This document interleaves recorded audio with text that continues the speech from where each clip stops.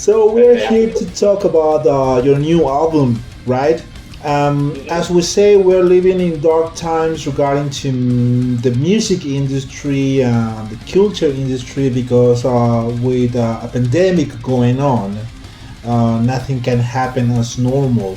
So how do you feel about releasing an album that you know that probably you won't be able to promote it as supposed?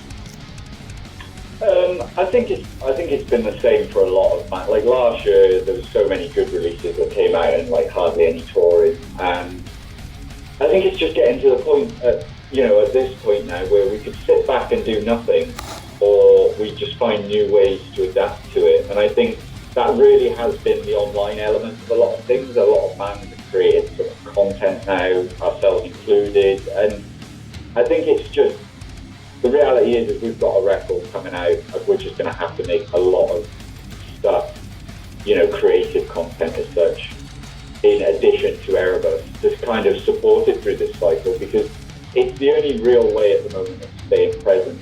And I think you can kind of look at it and say, you know what, we're just not going to do anything, shows don't exist at the moment, or you can just find ways to, adapt and kind of not work around it, but work with it as such. And I feel that's kind of the state of mind I've kind of pushed myself into over the last year or so, where I kind of, bearing in mind this wasn't like something that just happened overnight, like the first couple months of when it all really hit, it was like, doom and gloom in my eyes. I was like, nothing's going to work, it's not going to do this, it's not going to do that. And then after time, I just kind of realised that no, we're just going to have to adapt to this. We're going to have to do, these things that are going to be able to keep the band present and connected with, even new fans or existing fans. So, yeah, I feel disappointed that we probably won't be touring it like, people would have before all this stuff kind of happened. But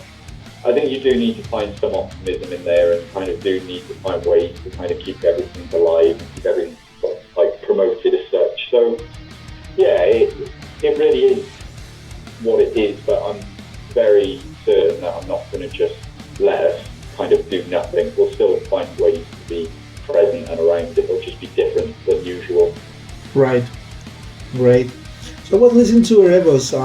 It's quite a dark album. It was supposed to be dark. I admit, the name itself is a personification of darkness in the Greek mythology, right? But if you compare to Samsara, do you think there is a new level of darkness, or is it just a Venom Prison in a normal day? It's so hard to kind of pinpoint, because like every record's been so different. Animus was certainly the more hateful and aggressive record. Mm-hmm. I feel like Samsara was the more, it was still dark, it was a lot more technical and calculated. And then I think Erebus, yeah, I would agree it's the darkest record, because I think it has a lot more dynamics and a lot more emotions going in this, whether it's kind of the more melodic section. It's almost like it's a record that has beautiful moments and dark moments. And I think that dynamic really kind of makes the darkness way darker when you kind of, get to it and see it. It's more of a compassionate record though as well. I feel like it's got all of those, angry moments towards them, but anger with compassion rather than aggression, if that makes sense. Yeah. And I feel that's what's different about Erebus. I feel like it's a lot more honest and personal. It is like, compassionate is the perfect word for it. It's angry and it's dark, but it's compassionate and it's not aggressive. Mm-hmm. Yeah, totally. And I was gonna pinpoint that maybe the darkness comes from talking about personal things and personal experience, right? With Larissa and you, and all the different personal views about issues that maybe happen to you. So, do you feel at some point that maybe it's dangerous to expose yourself like this on an album? It's definitely one of those things where, like, especially when you get pain avoides, like, pain avoides can definitely be interpreted in many different ways. But the only real way to interpret it is by really reading those lyrics, because those lyrics aren't saying what people will initially think. Yeah. And I think that was what made me really happy when a lot of people started like commenting and picking up and saying like, oh, actually this isn't about what I thought it was about. This is actually very different to what I thought it was about. And I feel like Erebus does that really well. It kind of lures you into this interpretation of what you think it's about, and then you kind of read about it and see, you know, lyrically where it's coming from, and it isn't always what you think it means. And I think that's kind of like the art and the beauty behind it, to be honest. And I think having that, you know, mythology to kind of mask it with like a creativity and a theme and a character just allows it to just not make that personality and personal issues so transparent to like who it may be referring to, or does that make sense? I think it makes sense. Like it's more just because we could be very transparent and say what every single thing means and what it has that connection to, but then I think it just takes it away from the story and the art of it if we were just so transparent and just saying what everything, you know, was about personally, word to word. Right. Good. All these thing with the pandemic, the COVID, the isolation, does it have a real impact on the output of the album and the songs? I mean, the songs were intended to be this way, or maybe the situation itself made it darker?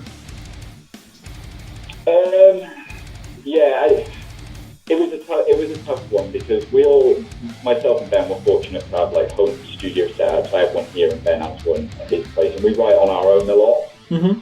And especially at the first point of lockdown, when it all first happened and it all first kicked off, I was on my own a lot writing, and so was Ben.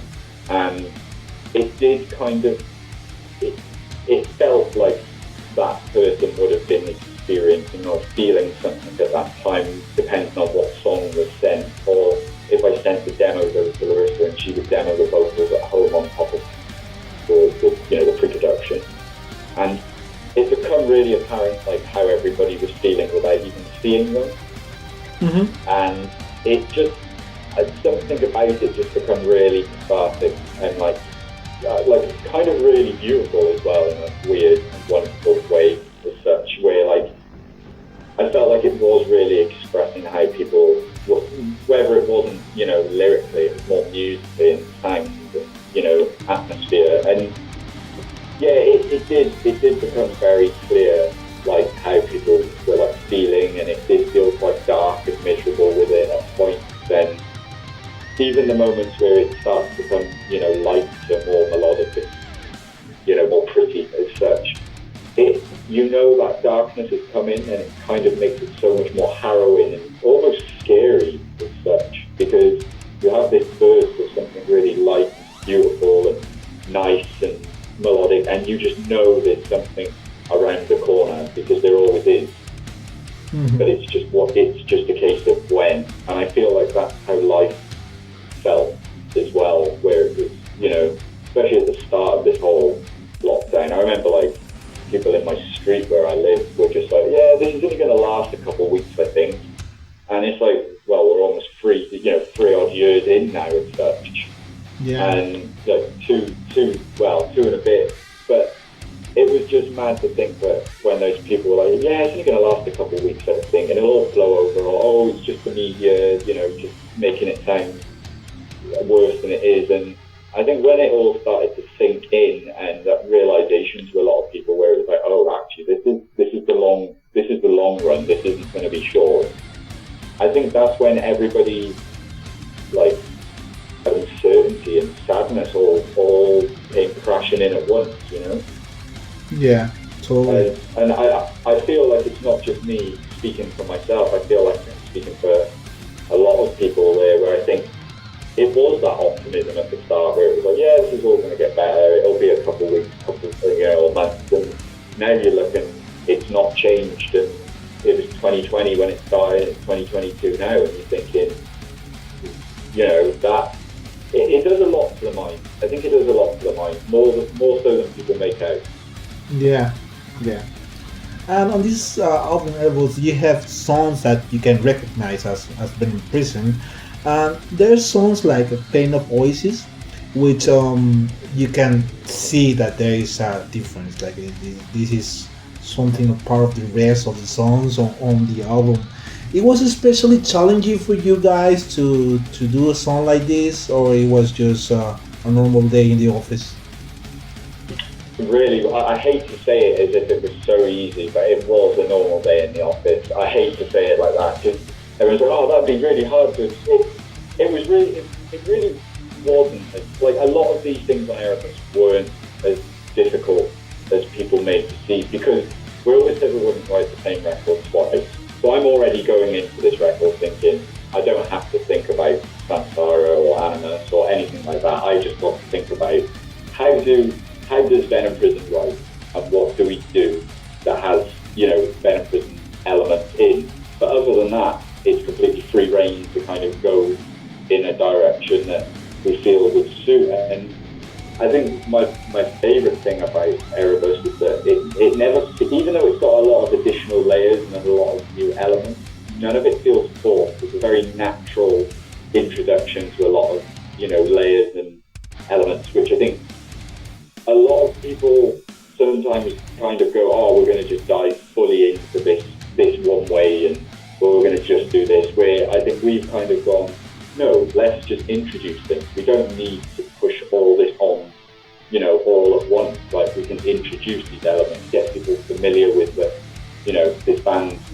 is in the mind frame of wanting to be more creative and do, some different stuff for the band as such. And I think, like I said to someone not long ago, like we could write the same record for 15, 20 years straight and then maybe we get bored of it or the band gets burnt out or we just kind of go, oh, we want to change our sound a bit. And then 15, 20 years later, it's too late. People are too identified with your sound. So like giving that change is just too overwhelming where we're still a young band only on a couple records in type thing. So that change doesn't feel like it's an unheard of change because we're still so young as a band that it's almost like anything's possible at this point, Yeah, totally, totally. And especially with you being not the traditional extreme metal band or the traditional classic metal band, not only sounding wise, because Venom Prison I think is felt more like a band that is more than just music, especially with the way of thinking that you guys have with related to things like I don't know Black Lives Matters or feminism or whatever it is, any kind of abuse, right? That you cannot, maybe you can sense that more in the punk rock scene or hardcore scene. You know hardcore scene very well, but not in the extreme metal scene. So I think that's the different point besides the sound when it comes to Venom Prison. Do you want to be known as this kind of band? Yeah, I think it's more who we are more than what we want to be known as such. I think we've always, we all came from hardcore bands before this band. Yeah. And I think it's just the way we are as people.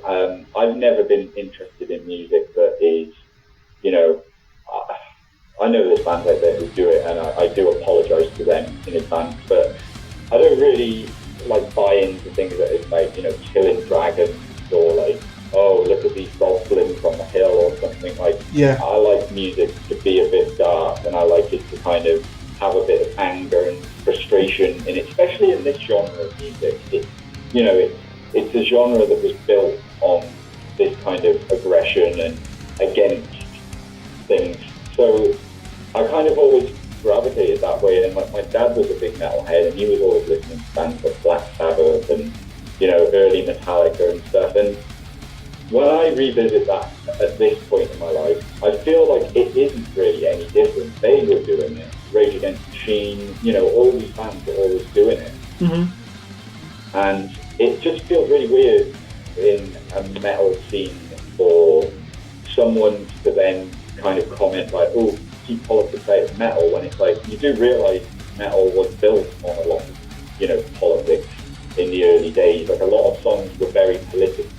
Yeah. And seeing comments like that, it doesn't aggravate me, but it just makes me think, well, that person doesn't realise what they're saying, because they'll be like, keep politics out of metal, and then they're wearing like a Black Sabbath t-shirt or something, and I'm like, that's insane. Like, that's an insane thing to say to me.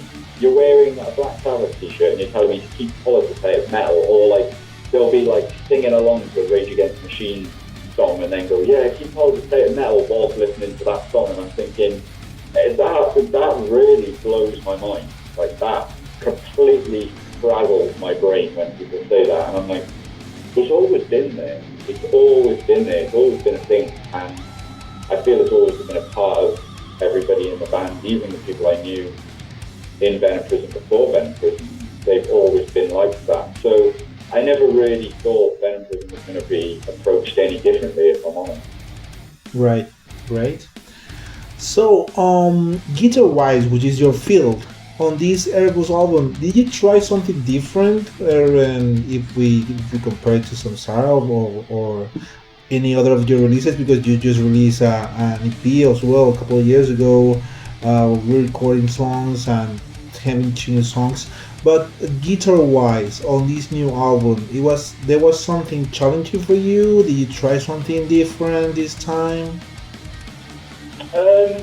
I think it was more this time round. I think Venom Prison's always been very riff guitar based, and I think this time round we kind of took a step back and was like, hey, do you know what? Let's think about the song. Let's not think about the guitars, let's think about the song. Mm-hmm. And there were moments where, another instrument, like maybe the vocals needed more space to kind of get a big hook or a big vocal line out, or maybe the bass wanted a cool moment to do something and the guitars would pull back. But then I think when the guitars push forward, because it isn't all the time, it becomes that much more like dramatic and that much more like almost piercing, to a point where it's like we're not just overly giving, guitar. There's so much more going on in this record other than guitar, which normally a Venom Prison record is basically, it's just done on a guitar, where Voices was done on bass, piano and electronic drums before the guitars even made it into the song. So yeah, I think it was more just approaching it differently rather than writing around the guitar. We were just, if a song sounded like Pain of Voices and we were like, well, this is going to rely on the bass, the electronic drums and the piano, then the guitar will need to come after it. And I think that was the only real difference in this time round, was that we were kind of making room for everything else before, flooding guitar over everything. Good. Great. Man, I love the cover art. I love everything that Every Encounter do. I was wondering, you guys with bands, how do you work with him? I mean, and do you normally borrow a piece of his art that is already done, or do you ask him to do something special for you? So we've grown such a great relationship together, and like such a good work relationship, and he's got a very good understanding of Venom Prison, very good understanding of the band, the people, and every time we approach a record, we'll send him pre-productions of the album, the songs, the lyrics in a document. So he has like a couple of weeks to just kind of listen to the record, read the lyrics, and just kind of grow a feeling to it and grow an imagination and an image to the sound. And I think a lot of people always say like, oh, how does the artwork always link with the record so well? And it is purely because the art is created through the music. All right. So it always feels so connected, because it really is. Like the art is created from, the sound almost creating that image. Like that is why it always is so solid and so connected to each record, is because the art is reflecting the album as such. Yeah. Yeah, you have some artists that have a catalog and you can choose like, okay, I think this will fit. But in this case, as you said, is he listened to the songs and afterwards he made the cover artwork after he listened to these songs and well, what he felt when he listened to the songs, right? Yeah, yeah, and I think it just creates such a, I know like a lot of people will buy like a pre-made um, image as such or a painting, but I feel because the lyrics are so strong on every Venom Prison record and the themes are so important, I feel like as a band, like it does go a little bit further than just sound. I feel like visually and aesthetically, you need to kind of build this matching image to your band. I feel sometimes it's kind of hard to identify a band when you can't really imagine like what that logo and what that album like artwork sounds like. Yeah. Where I feel like when you look at Erebus, you're gonna go, oh wow, that's terrifying, but B, I feel like it's gonna feel like quite an isolated record. I feel like it's gonna feel desperation and this emotion. I don't think, when you pick up Erebus, you think you're going to get, the new Justin Bieber record. I think it's pretty clear what you're buying when you see that artwork. But, no, it's important. It's really important, the visuals to kind of go with that. They go hand in hand, and I think they live together as such. So I think they should always be created together. And it's gonna go. It's gonna look really cool on the merch, on shirts and whatever you're doing, guys. Your cover is amazing. Yeah, definitely. And I've always been a big fan of like metal artwork and stuff. And it's always like you look at records that kind of just strike you, or like iconic records where you like look at the cover and you're like, you feel that there's a connection to the art and music. It doesn't feel like it's a piece of art which is for to have a cover. It feels very related. Yeah, totally. Well, just to finish the interview, you guys are playing this summer here Galicia in the Resurrection Fest. At least you're able to play. So right now we are still seeing, as we spoke earlier in the interview, shows being postponed or canceled. We have promoters here moving the dates to 2023, and we're a bit scared about what is gonna happen. I don't know. Who knows? Are the summer festival gonna go on with the bands that are on the bill, or what is gonna happen? Because the previous summer we already have like small versions of the festivals, with mostly with local bands and maybe an international band, but we don't know what is going to happen this year. So, and we really want to see you play here in Resurrection Fest. What are your thoughts about summer festivals this year? The summer festivals this year. I know we've got festivals planned here in the UK, and they did go ahead last year. We played last year. It's so unpredictable at the moment, though. Like, it is so unpredictable, and I really do hope, these festivals and stuff go ahead, especially Resurrection Fest. Because like when we played that, I loved Resurrection Fest. Like, that normally is the one festival that I'm like, hey, I'd love to go back. Like, I would love to hit that up again. I'd love to go back. So I do hope it goes. Like, I hope Resurrection Fest does go ahead. And kind of start getting back to what it was as such, with more internationals flying in and such. But I think it's great that they're still trying to like make a smaller version with local bands. I think that's really cool. Yeah.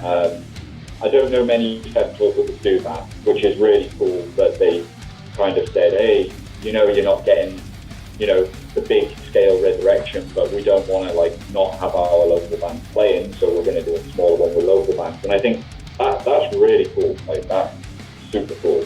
Yeah. So I think as long as people, like, even with Resurrection Fest, like, even if international bands aren't going over and stuff, and maybe people are like, oh, I don't know if I want to go to this Resurrection, it's worth going to just for keeping that festival alive and supporting local bands. Because if that doesn't happen, then these international bands can't come over in years to come because it needed that support there and then, you know?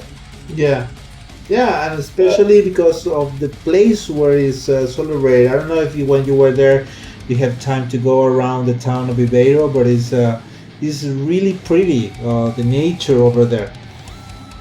Oh, it's beautiful. It's beautiful. Like, we stayed in an accommodation not far from like the town on the coast, and I was honestly contemplating staying there for a week. I was like, guys, I might not go home. I haven't got to go back to work. I might stay here for a week. But unfortunately, I didn't. So no, I think them putting those local bands on is such a great thing. I think, you know, I know people are going to go, oh yeah, but you know, I'm not getting all these international bands. It doesn't matter right now. Like, keeping things going, supporting those bands, supporting that festival with that support means that then in following years to come, those international bands can come because the festival hasn't died from people not going. So I think it is really important. I think it's super important. I really hope it happens. I would love Venom Prison to come over again and play that festival, like, you know, sooner than later, if I'm honest. But like I said, it's so unpredictable at this time, this current time.